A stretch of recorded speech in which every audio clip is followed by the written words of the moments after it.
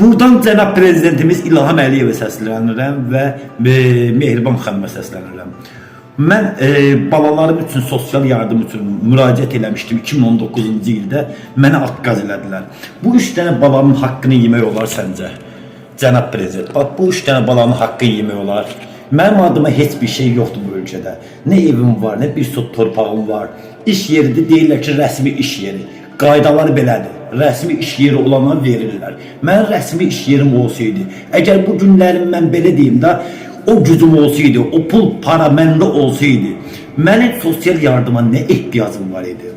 Birincisiz, burada xahiş edirəm ki, sosial yardıma düzəliş olunsun. Və yaxud Azərbaycanımızda bütün uşaqların, belə deyim də, dilindən deyirəm, Azərbaycanımızda uşaq pulu tətbiq olunsun.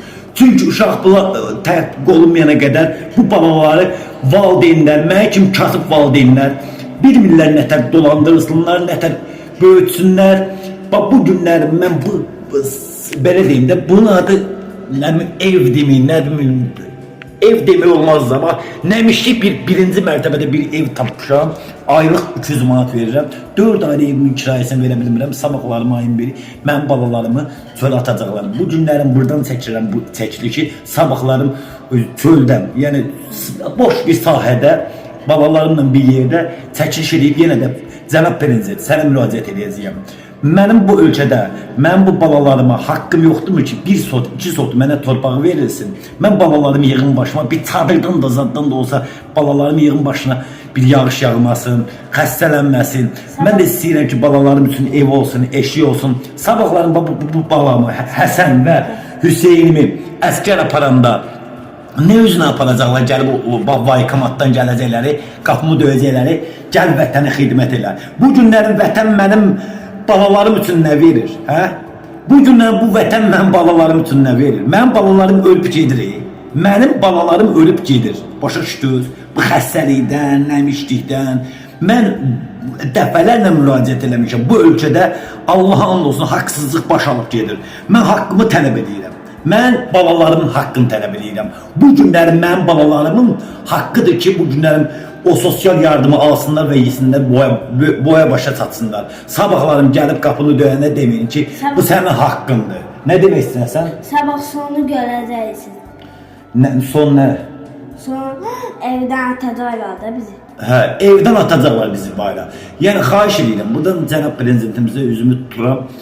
Çox rica edirəm. Həm uşaqların dolanması üçün, evimin kirayəsinin ödənməsi üçün kredit götürmüşəm.